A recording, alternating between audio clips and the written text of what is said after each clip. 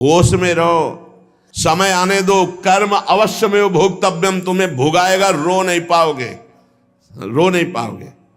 यहां जो आप कर्म कर रहे हैं वो आपको भोगने पड़ेंगे, अच्छे या बुरे। बिना भोग के ये नष्ट नहीं होते। एकमात्र उपाय है, जैसे आपको वकीलों के द्वारा प्रमाणित कर दिया गया कि यहां के वकील है चित्रगुप्त, पूरी सीन सहित आपकी चेष्टाओं को अंकित किया जाता है, वो आपके मन में है, आगे प्रसंग आएगा। और जज हैं यमराज, धर्मराज जी, और दंड अधिकारी हैं यमदूत, और दंड विधान जहां होता है उसे कहते हैं नरक। तो जैसे यहां जज ने कानून से अपराध करने वाले को दंड दे दिया, जाओ तुम्हें फांसी की सजा, राष्ट्रपति का अधिकार है, वो पूरा माफ कर सकता है। ऐसे ही राष्ट्रपति हैं भगवान श्री हरि। अहम त्वाम सर्व पापेभ्यो मोक्षयिष्यामि मा शुचा। अगर शुभ अशुभ कर्मों से बचना चाहते हो तो एकमात्र उपाय भगवान की शरण में होकर नाम जप करो, अन्यथा अवश्यमेव भोक्तव्यम कृतम कर्म शुभाशुभम। सुमति जी अपने पिताजी को बता रहे, यमदूत ने कहा महाराज, मृत्युलोक में मनुष्य जो पुण्य और पाप करता है बारी बारी से उसे भोगना पड़ता है। बहुत ध्यान से सुनोगे तो आपको बड़ी सावधानी प्राप्त हो जाएगी। जो छोटी मोटी गलतियां आप हंसी खेल में करते हैं वो भी आपको दंड भोगना पड़ेगा। ये पाप और पुण्य बिना भोगे नष्ट नहीं होते कि आपने पाप कर दिया और दान दे दिया तो वो पाप कट गया, ऐसा नहीं है। पुण्य का अलग विभाग होगा, पाप का अलग विभाग होगा। अगर काट सकते हैं तो सिर्फ भगवान काट सकते हैं, भगवान का भजन काट सकता है, दूसरा नहीं। लाखों जन्मों में जो तुमने पाप और पुण्य किया है, जो एकत्रित है, उसका नाम है संचित कर्म। संचित पाप और पुण्य, और उससे जब मनुष्य शरीर मिलता है या जो शरीर मिलता है उससे जो हिसाब निकाल करके कुछ पुण्य और कुछ पाप, उसे प्रारब्ध भोग कहते हैं। फिर यहां कर जो नवीन कर्म किया जाता है उसे क्रियमाण कहते हैं। मनुष्यों के लिए जो उनका जमा हुआ पाप और पुण्य है वो अंकुरित होकर बढ़ता रहता है, ब्याज दर ब्याज। बहुत दुर्गति होती है, इसीलिए बहुत जन्म हम भोगे तो भी अपने संचित कर्म को नहीं भोग सकते। जैसे बीज मिट्टी और जल की आकांक्षा करता है तभी वो उत्तम वृक्ष रूप धारण करता है, ऐसे ही पाप और पुण्य उसे प्रेरित करके पुनः पाप करवाता है, प्रेरित करके पुण्य पुनः पुण्य करवाता है। अगर पाप कर्म में रहती है तो पाप पर पाप, पाप पर पाप, और ये एकत्रित होकर वृक्ष रूप होकर समय स्थान वो निश्चित करेगा। पाप तुम्हें कहां दंड देना है, समय स्थान। बुरी दशा आने के पहले बुद्धि बदली जाती है, उसकी बुद्धि बदल दी गई। आप ना आवे आप पर ताई तहां ले जाए, वो वहीं ले जाएगा, उसी स्थान पर मारा जाएगा, उसी स्थान पर जो दंड उसे मिलना मिलेगा। जैसे आपने छोटा पाप किया तो आपके चलते समय पैर में कांटा चुभेगा और दुख होगा। कांटा निकाला गया, थोड़ी दिन वहां दर्द रहा, खत्म हो गया, आपका पाप क्षय हो गया। छोटा पाप कोई, आगे बताया जाएगा कौन कौन से पाप से कैसे कैसे दंड मिलते हैं। अब अगर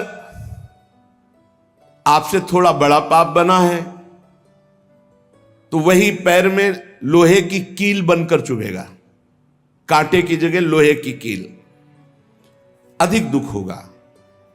और बड़ा पाप बना है तो खजूर का कांटा, बड़ा कील, ऐसे आपके पैर में चुभ। बिना पाप कर्म के कहीं भी किसी को कोई भी दुख नहीं हो सकता। सिर में दर्द होना, आजीवन पूरे जीवन सिर का रोग हो गया कि वो दर्द ही होगा 2-4 दिन में, 10 दिन में, पाप का कारण। अपथ्य भोजन, सर्दी सहन न होना, गर्मी सहन न होना, हर समय हृदय जलते रहना, पाप का लक्षण। भिन्न भिन्न पाप भिन्न भिन्न प्रकार के दुख देते हैं दीर्घ काल तक। शस्त्र और अग्नि आदि का भय ये पाप के कारण होता है। अनेक जन्मों के संचित पाप, कोई इसी जन्म के केवल नहीं है, वो केवल मंडराते रहते हैं आकाश में दंड देने के लिए, समय इंतजार करते हैं। जैसे नरक में पड़े हुए जीव तुम देख रहे हो, घोर पाप का फल भोग रहे, केवल दिखाया गया था नरक। जानते हो किस बात से? कल याद होगा, सुमति जी ने पानी पीने जाने वाली गौओं को वैश्य कुल में 7वें जन्म में जन्मे जब थे, तो उन्होंने उनको नहीं पीने दिया। इसके अपराध से उनको नरक दिखाया गया था। तो वो यमदूतों से प्रश्न करते जाते हैं और उनका उत्तर यमदूत देते जाते हैं। ये जो तुम देख रहे हो तड़पते हुए जीवों को नरक में, महापापी लोग हैं, अपने पाप का फल भोग रहे हैं। जब कोई पुण्यात्मा होता है तो स्वर्गलोक में जाता है, देवताओं के साथ रहता है, गंधर्व उसका गुणगान करते हैं, अप्सराओं का नाना प्रकार से सुख उठाते हैं। और जब पुण्य भोग क्षीण हो जाता है तो फिर यहां आकर के मनुष्य लोक में अपने कर्मानुसार जन्म लेते हैं। राजन, ये जो तुमने पूछा कि किस किस पाप से पापियों को कौन कौन सा नरक में दंड मिलता है, वो मैं बतला रहा हूं। जो नीच मनुष्य कामना और लोभ के वशीभूत होकर दूषित दृष्टि से हर स्त्री को भोग भाव से देखता है, जिसको देखता है बस काम भाव से देखता है। बोले जो दुष्ट दूषित भाव से माताओं बहनों को भोग दृष्टि से देखता है, तो यहां बड़ी बड़ी चोंच वाले वज्र के समान जिनकी चोंच ऐसे गिद्ध बार बार हजारों वर्ष उनकी आंखों को नोचते और खाते रहते हैं। वो आंखें बार बार होती रहती हैं, बार बार निकालते। यही वहां है कि मरना नहीं है। उनकी दोनों आंखों को वज्र तुल्य नरक के पंछी बार बार निकालते हैं और खाते हैं, और उनके पुनः नए नए नेत्र उत्पन्न हो जाते हैं। इस पापी को पलक झपकने तक के लिए विश्राम नहीं मिलता, निमिष तक के लिए कि थोड़ा चैन मिल जाए, महान दुख होता रहता है। हजारों वर्ष तक उसको इस नेत्र दर्द पीड़ा भोगनी पड़ती है। और फिर जब मृत्युलोक में जन्मता है तो नेत्र रोगी पैदा होता है। वो यहां पैदा होगा नेत्र रोगी, या नेत्र ही नहीं है या नेत्रों में दिखाई नहीं दे रहा, कई तरह के व्यवधान, जिन्होंने नेत्रों का दुरुपयोग किया। अब जिन लोगों ने, जिनको तुम देख रहे हो इनकी जबान काटी जाती, बार बार जबान नोची जाती है, ये वही लोग हैं जो शास्त्र का गलत उपदेश किए हैं, गलत अर्थ किए हैं, अपनी वासना की पूर्ति के लिए शास्त्र का गलत प्रयोग किए हैं। जो किसी को गलत सलाह दी है तो इनकी जबान बार बार छोटे छोटे हिस्से में तलवार से काटी जाती है। शास्त्र का उल्टा अर्थ बताया, उसकी जबान को वहां हजारों वर्ष काटा जाता है। खिलवाड़ नहीं, प्रश्न उत्तर कर देना। अगर आपका उत्तर गलत है तो आप नरक जाएंगे। प्रश्न करता तो आप पर श्रद्धा करके पूछ रहा है, और आपने मनमानी उत्तर दे दिया और वैसा आचरण कर दिया तो उसको पाप नहीं लगेगा, पाप आपको लगेगा क्योंकि आपने आदेश किया है, और आपकी दुर्गति हो जाएगी। इसीलिए अनाधिकारी को जब जनक जी महाराज विदेह राज ने पूछा, निमि जी ने नवयोगेश्वरों से कि मैंने यही प्रश्न कर्म के विषय में सनकादि से पूछा था, वो मौन थे, कोई उत्तर नहीं दिया, क्यों? तो बोले उस समय आपका ज्ञान जागृत नहीं हुआ था, आप उस समय अनाधिकारी थे, कर्म का बड़ा सूक्ष्म विषय होता है, इसीलिए वो मौन थे। ऐसा नहीं कि हर प्रश्न का उत्तर फटाक से दे दे, और वो गलत है अगर उत्तर तो शास्त्र सम्मत नहीं है तो उत्तर देने वाले को नरक का दंड मिलेगा, उसकी जबान हजारों वर्ष वहां काटी जाएगी। जो शास्त्र का गलत अर्थ करता है, जो शास्त्र को अपनी वासना पूर्ति के लिए घुमा करके बोलता है, जो किसी को बुरी सलाह देता है, उसकी जबान यहां काटी जाती, जो देख रहे हो। और हे सुमति जी, जो वेद की निंदा करते हैं, देवताओं की निंदा करते हैं, संतों की निंदा करते हैं, वैष्णव की निंदा करते हैं, गुरु की निंदा करते हैं, गुरु पर दोष दृष्टि करते हैं, गुरु को वक्र दृष्टि से देखते हैं, क्रोध दृष्टि से, उन सब को यहां भयंकर वज्र तुल्य वाले जिनकी चोंच है, ऐसे पक्षी गिरा गिरा करके उनके अंगों को नोचते हैं, जबान, आंख और उनके शरीर के अंगों को। जितने निमेष तक उनके द्वारा ये जिह्वा जनित पाप हुआ है, उतने 1000 वर्ष तक उनको पक्षी नोचते हैं। जो नराधम बिना दोष के दो मित्रों में फूट डाल देते हैं, एक दूसरे की चुगली करके, पिता पुत्र स्वजन में भेद पैदा कर देते हैं, और जो पुरोहित, बहुत ध्यान देने योग्य बात, अनुष्ठान का संकल्प लेता लेकिन अनुष्ठान पूर्ण नहीं करता, जजमान को क्या पता। जो पुरोहित जजमान से नियत संख्या ले ली धन और अनुष्ठान पूरा नहीं किया, या जो अपनी माता और पिता का अपमान किया, जो अपनी शरणागत, अपने अर्धांग विराजमान पाणी ग्रहण की हुई पत्नी का विविध प्रकार से अपमान और शोषण किया, वो यहां आरे से चीरे जाते हैं 1000 वर्ष तक। दिखाया, देखो ये बीच आरे से आराम आराम से एक एक अंग चीरे जाते हैं। उस पुरोहित को भी दंड मिलता है, उस पुत्र को दंड मिलता है जो माता पिता का अपमान, उस पति को दंड मिलता है जो पत्नी का शोषण, उस पत्नी को दंड मिलता है जो पति से छल करती है। आप खुली आंख इनकी दुर्गति देख सकते हैं।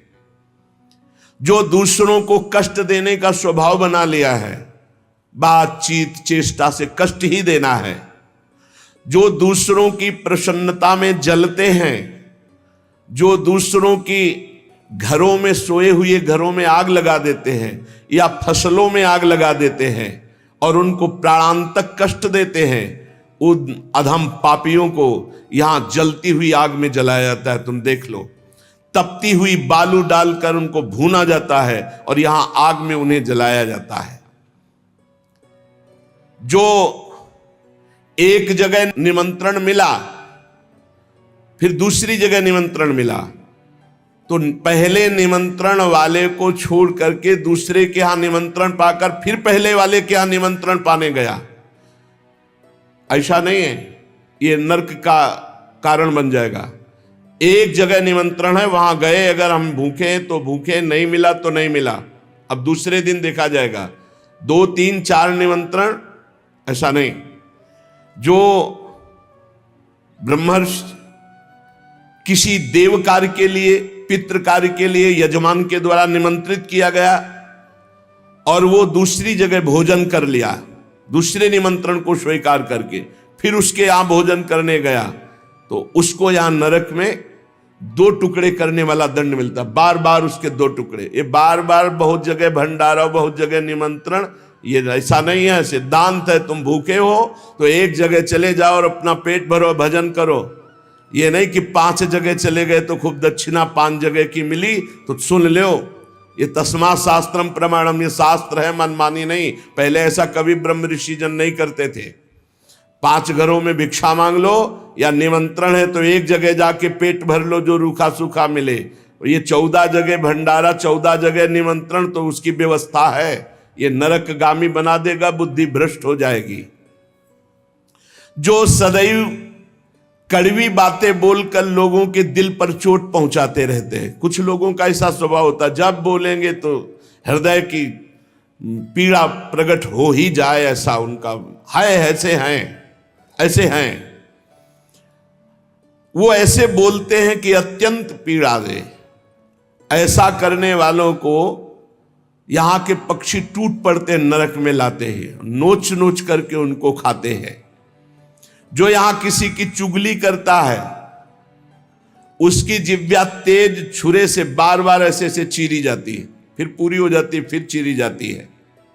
जिन्होंने उद्दंडतावश अपने पूज्य जनों का अनादर किया, उनको मारा, पीटा, गुरुजनों को, अपने गुरु को, माता को, पिता को, बाबा को, पितामह को, ये पूज्य जन है, ये गुरु के समान पूज्य है।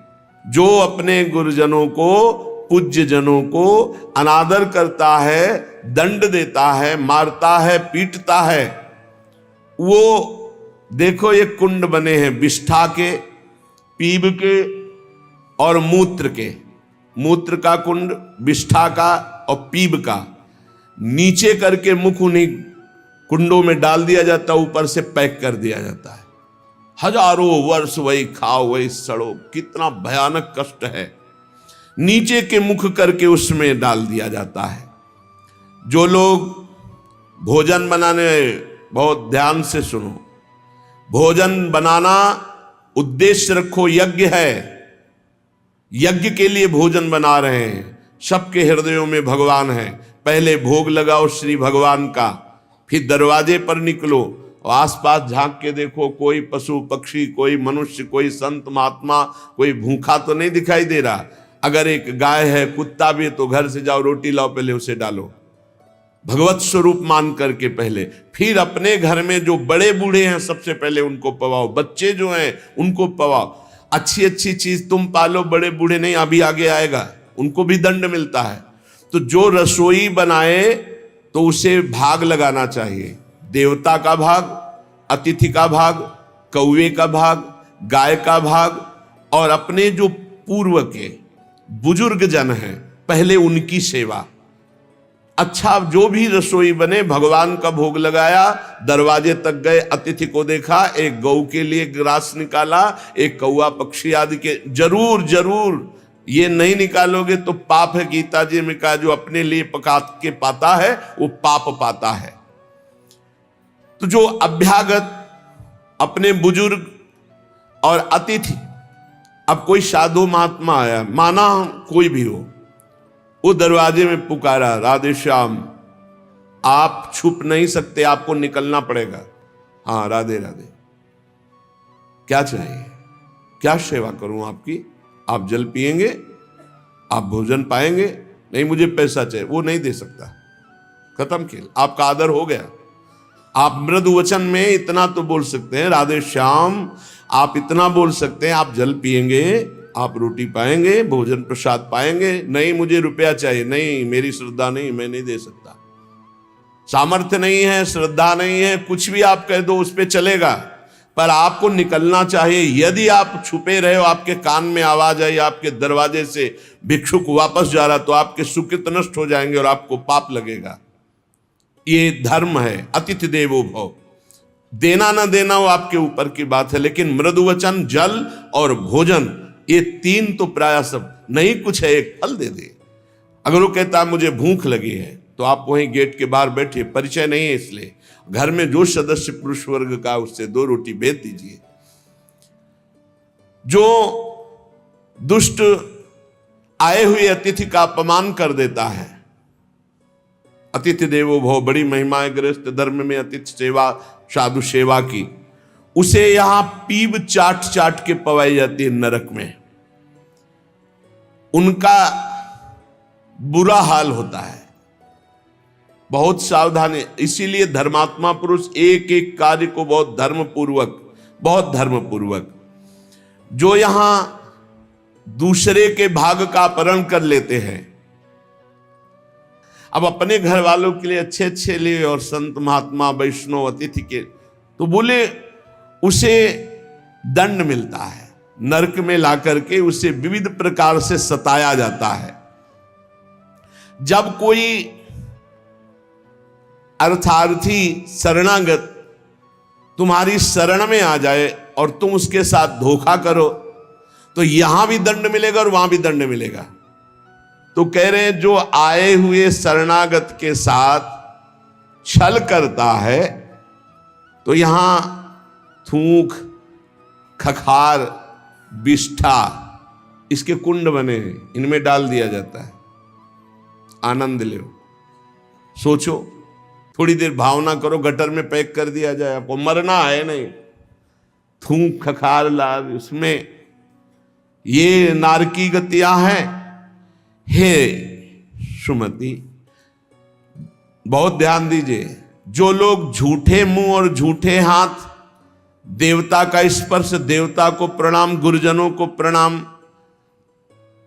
जो लोग ऐसा अपवित्र कार्य करते हैं उनके हाथों को यहां यमराज तिल तिल भर करके काटते हैं। जैसे कोई सब्जी नहीं काटता, ऐसे बड़ी रफ्तार से ऐसे बार बार काटते।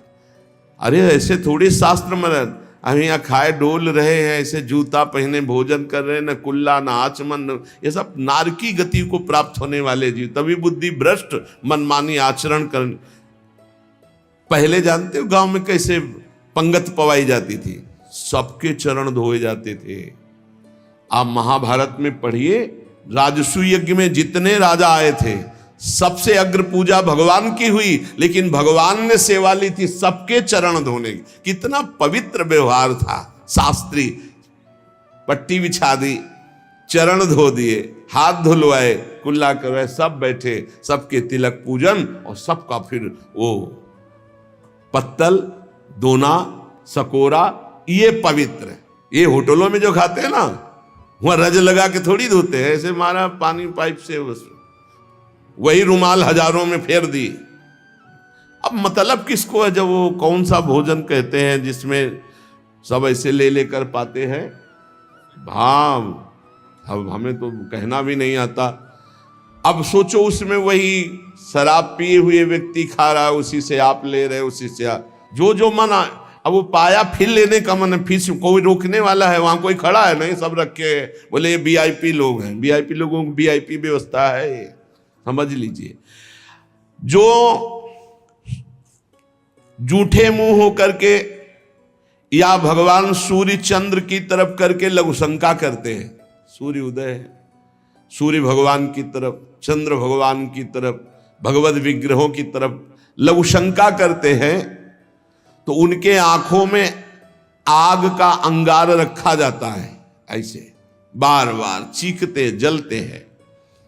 जो जेठ होकर अपने लघु भ्राता की पत्नी के साथ गलत, पिता होकर अपनी पुत्री के साथ, भाई होकर अपनी बहन के साथ, या गुरु पत्नी के, ऐसे लोगों को तपाई हुई लोहे की स्त्री के साथ बेड़ियों से, लोहे की ऐसे जंजीरों से जो जलती हुई, उसी में जकड़ दिया जाता है।